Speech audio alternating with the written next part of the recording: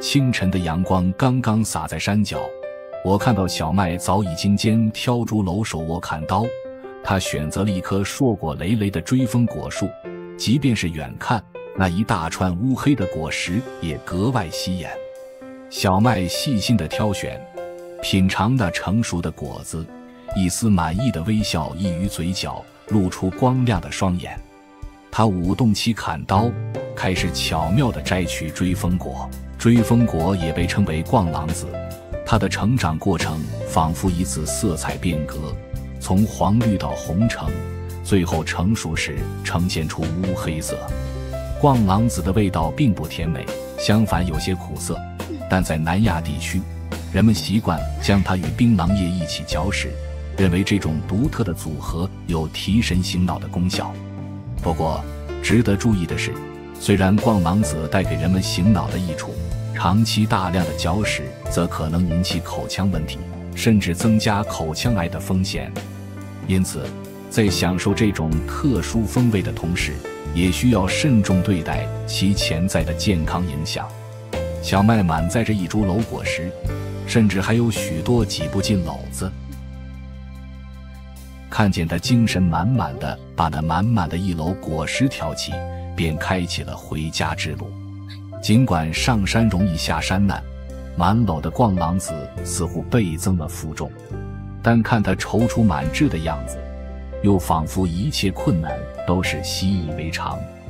行走在这条久违的乡间小路上，挑着沉甸甸的水果，小麦坚毅而又疲惫。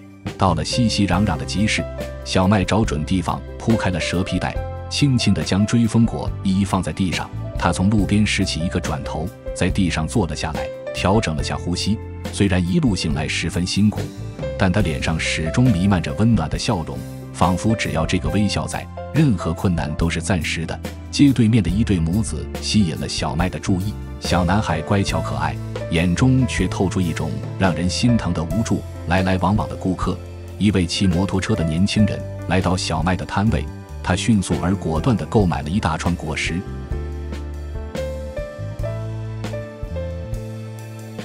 小麦在摊位里卖货，一边忍不住向那对母子的方向张望。经过一段时间，摊位的追风果被零零散散地卖出去了一些。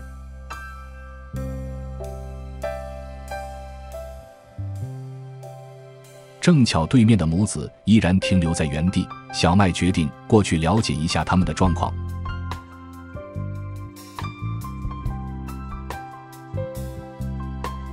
接近了才发现，这个凄困的家庭满含泪水，被亲人逐出的他们陷入了困境。小麦似乎能感同身受，他轻言安慰，细语劝解，口中的话语愈发果断，而脸上的笑容愈发温暖。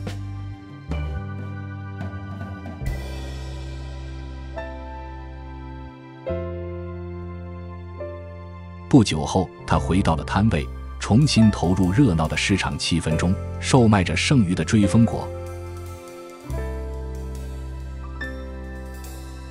很快，小麦的货物就售卖一空，好像上天总是会照顾那些勤劳而虔诚的人们。小麦来到对面的商店，他慎重地挑选了一罐迷糊和一罐奶粉，付完钱之后，径直地走到母子面前赠予他们。小麦的行为体现了他善良的一面，虽然自己的生活也是一团糟，但仍会尽自己微薄之力去帮助需要的人。这份大爱之心早已超越了同龄人的边界。此时小麦也该回家了，然而没过多久，那位母亲也缓缓提起装着奶粉的篮子，与小麦保持适当的距离跟了上去，而善良的小麦完全没有察觉。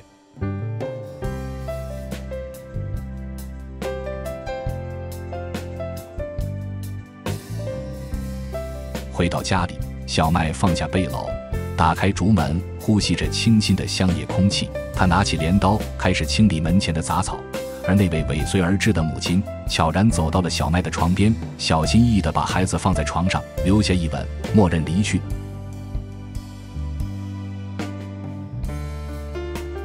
就在小麦还专心致志地清理杂草的时候，房间里传来了小孩的啼哭声。他急忙跑回屋子，发现床上突然多了一个孩子，真的给自己吓了一大跳。抱起孩子仔细一看，才恍然大悟，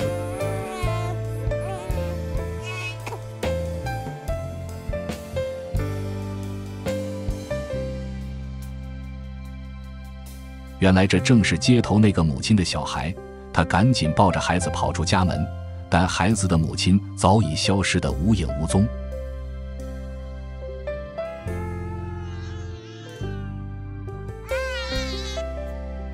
小麦将孩子轻轻放回床上，拿起水壶去打水，并开始生火烧水。经过半个小时的忙碌，水终于烧开了。然后他开始煮饭，煮好后在碗里打入一个鸡蛋蒸熟。等鸡蛋熟了后，他拿来碗，装上自己今天新买的米糊，拌好喂孩子。孩子在小麦的细心照顾下吃饱喝足。Kinh kinh của con này, này kinh kinh kinh kinh, hòa kinh đây để con đi ăn nhá. Ôi chăng chăng chăng chăng chăng, chăng chăng chăng chăng, chăng chăng chăng。安静地躺在床上，手足自如地打着滚，乖巧可爱。小麦一边逗玩小孩，一边自己吃起刚刚做好的饭菜，真是太善良了。自己生活如此困难的条件下，依然选择抚养这个孩子。小麦的生活虽然简单，但他的生活责任并不轻松。他为了自己和抚养那被母亲遗弃的孩子，不得不埋头苦干，开始在田间地头找出售的物品。在那瓜苗地上，他弯下腰，耐心地挑选着稍显嫩绿的瓜苗，小心翼翼地割下。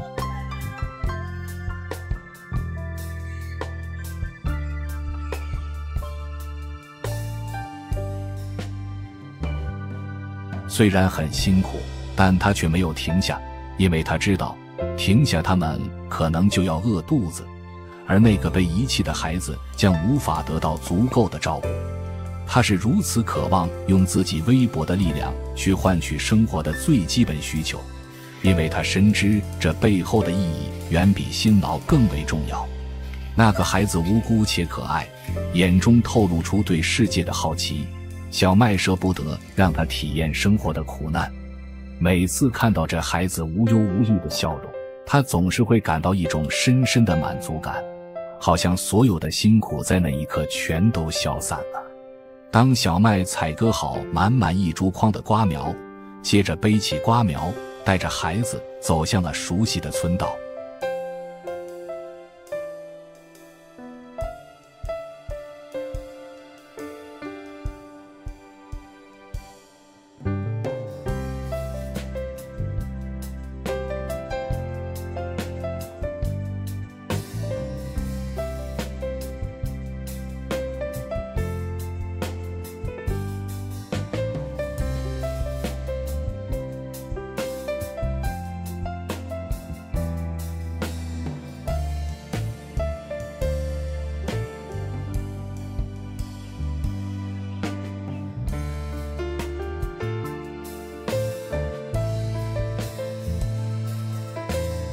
他把瓜苗轻轻地摊开在地上，做好了展示。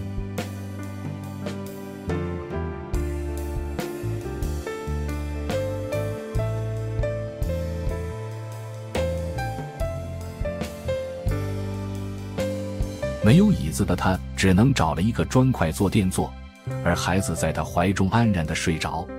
小麦开始整理瓜苗，将它们捆成一捆捆，便于出售。尽管村道上的人流并不多，但好品质的瓜苗总是能吸引来熟悉的顾客。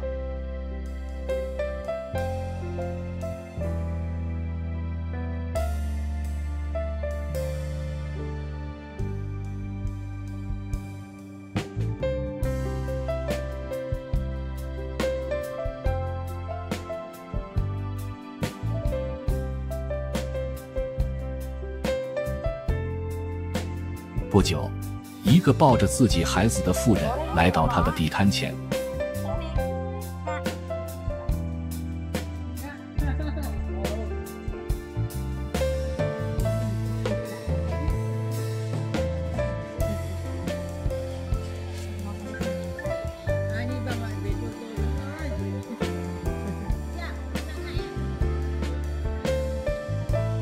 买下了2捆瓜苗，花了5块钱。看着妇人满意的拿着瓜苗穿着拖鞋慢慢离开，小麦的脸上露出了满意的微笑。随着时间的流逝，小麦的瓜苗基本上都被村民们买走了，只剩下一捆。小麦把剩下的瓜苗放进篓子，抱着深深睡着的孩子，沿着熟悉的道路往家走去。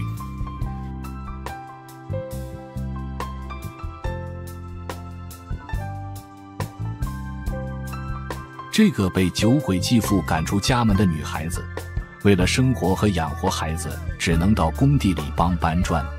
在炙热的阳光下，她挺直背脊，带着孩子来到了一处人来人往的建筑工地，期待在这里找到一份工作。热情的女主答应了她的请求，小麦于是开始了她忙碌的一天。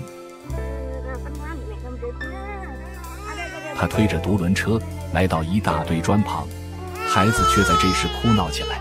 他手抱着孩子哄着他，待他安定下来，小麦才开始一块块地将砖瓦捡起放进车内。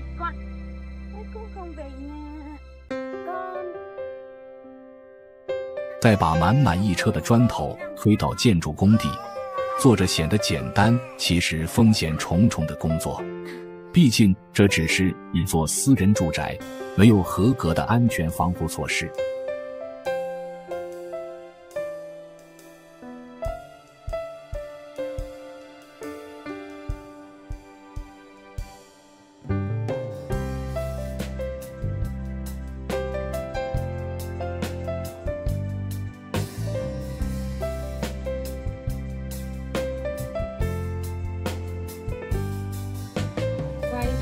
他又去搬了水泥，又把水泥铲上木板给在楼上的工人们。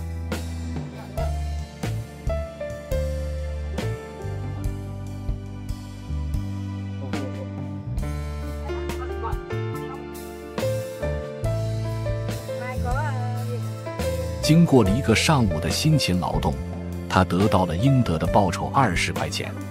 虽然微薄，但他却因此而备受欣慰。因为有了这笔钱，他可以给宝贝买来生活所需的用品。他迈着步伐来到了村里的商店，这个百货商店里生活用品应有尽有。小麦让老板带着他来到一个架子旁，1、2、3层架子上摆放着各种鞋子，这都不是他的目标。第4层上摆着的水壶才是他急需的物品。因为经常要给孩子冲奶粉和米糊，小麦不得不赶紧买一个。他拿出水壶查看了一下，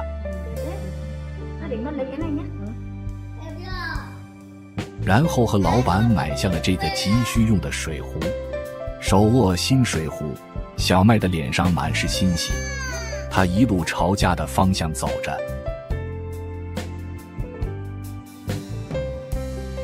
天边的夕阳渐渐消失，小麦抱着孩子走入田间的木薯地。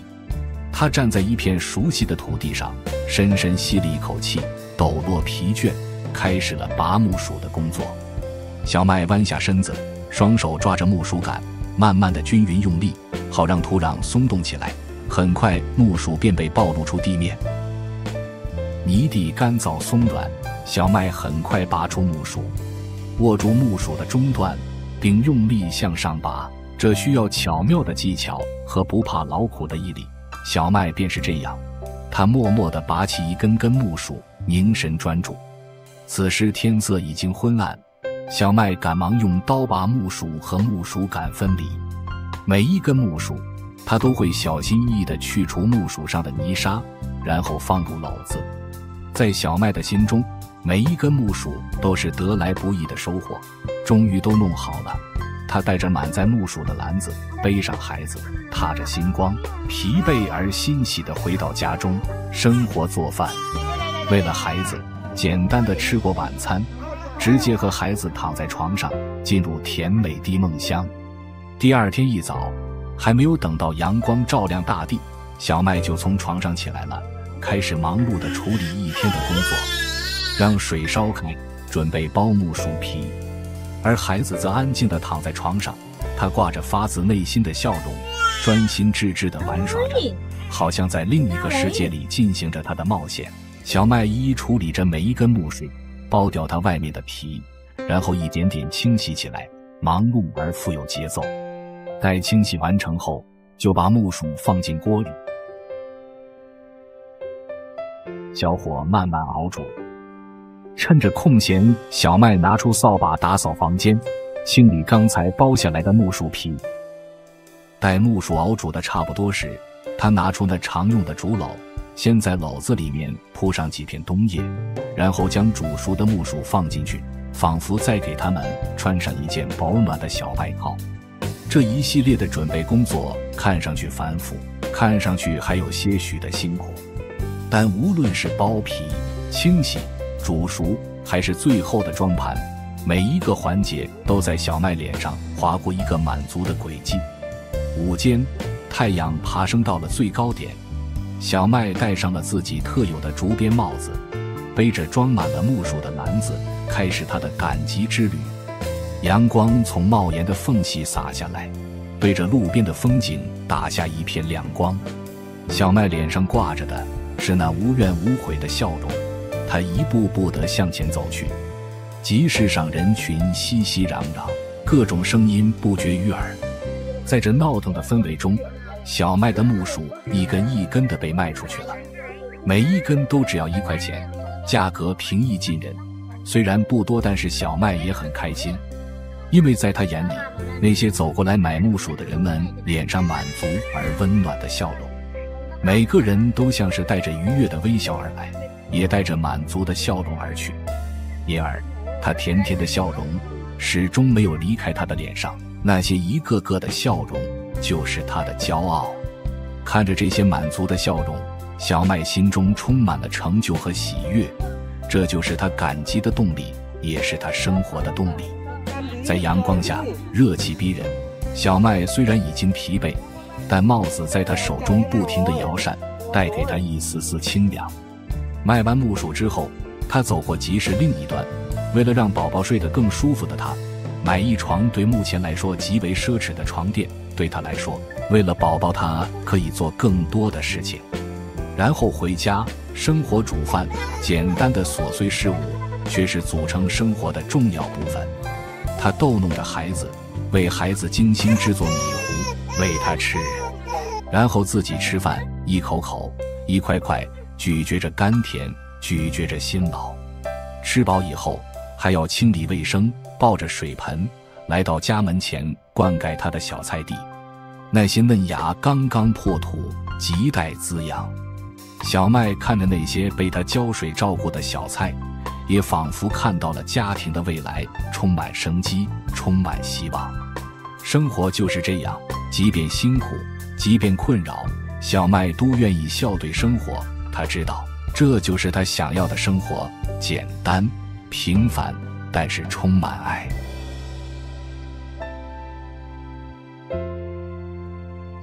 自从小麦看到那个被遗弃在自己床上的孩子开始，小麦便从一个被酒鬼继父赶出家门的女孩子，变成从一位独立坚强的单身母亲。为了自己和孩子的生活，她每天都很努力地去劳动，只有这样，她才能让孩子过得好的。经过一段时间的努力，小麦的生活已经略有起色，起码不会让自己和孩子饿着。今天早早的，小麦便背着孩子出门，来到了村里。路边已经有很多一样为了生活而忙碌的人们。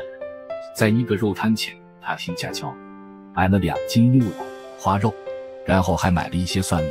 今天是赶集的日子，他早早的买来肉，是为了可以制作一些食物去售卖。为了让自己可以放心地制作美食，小麦背着孩子来到了母亲家里，让母亲帮他带1天的孩子。能帮到女儿，母亲感到很欣慰，便欣喜地答应了小麦。善良的小麦还给母亲留了1半今日买的猪肉，交代一下，便迫不及待地赶回自己的房子。时间不等人，他必须尽快制作出美食。回到家的小麦拿出糯米泡水清洗。是的，生活可能充满磨难，但小麦凭借自己的坚韧和勤奋，还是能够过得足够好。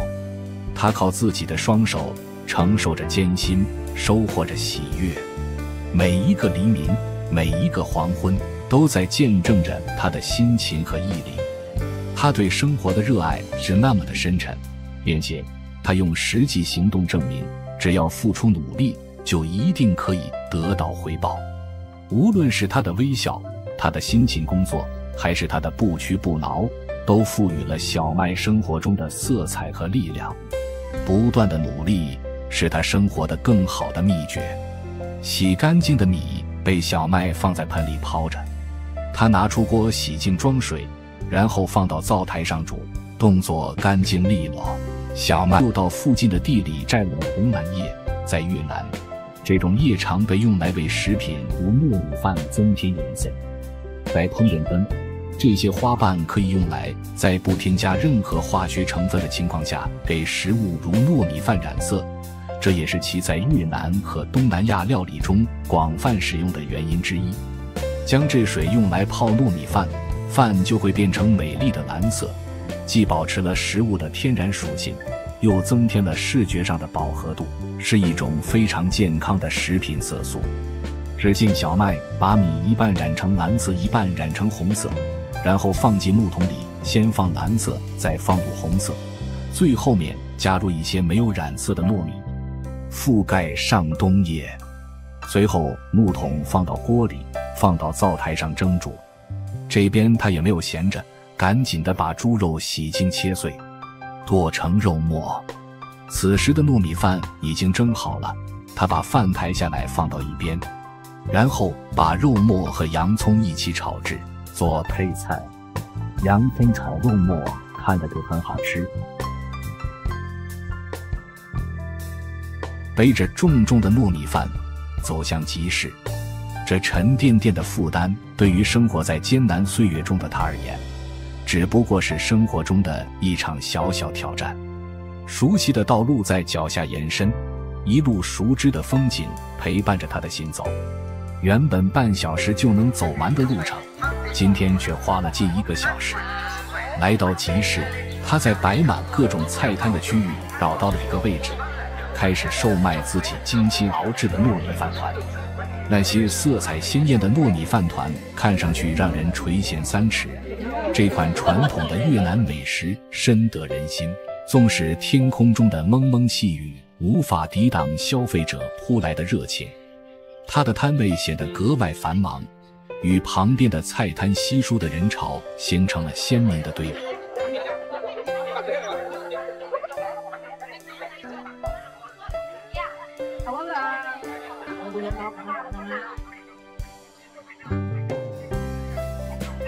在这样的热闹和忙碌中，他售罄了所有的糯米饭团。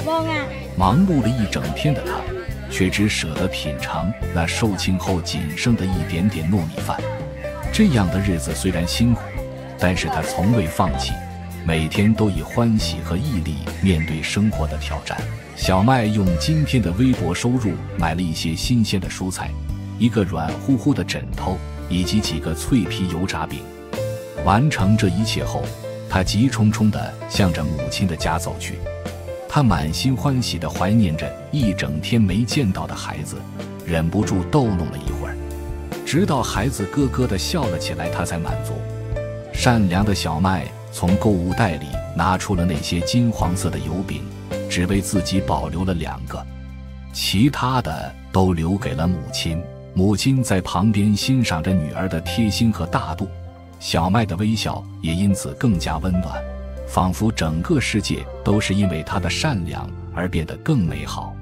小麦用结实的绑带将孩子稳稳地背在腹前，而后背上则挂着竹篓。他缓步走着回家，回到深爱的小屋，温馨的气氛包围着他。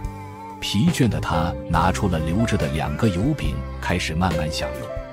油饼的味道美得令人捧腹，只有在偶尔有些小收入时，小麦才舍得购买来品尝。在这宁静温馨的一刻，大树边走来一位身影，这位女子就是孩子的亲生母亲。她从远方望着，一步一步靠近。小麦正享受着油饼的美味，一边哄着孩子，没有注意到女人的出现。孩子的母亲远远地站在一块大石头旁，默默注视着这一切。尽管他曾把孩子托付给小麦，但眼前的这个小生命毕竟是他的骨肉。看到小麦那么爱护他的孩子，亲生母亲的心中充满深深的感激，却也包裹着无尽的愧疚。然而他并未打扰这和谐的画面，只是远远地看了一会，就悄然离开。絮絮儿语声和油饼残照的嬉笑声仍然回荡在这片天地之间，那是孩子快乐成长的记录，也是小麦无私爱心的见证。感谢欣赏与陪伴，记得关注，谢谢。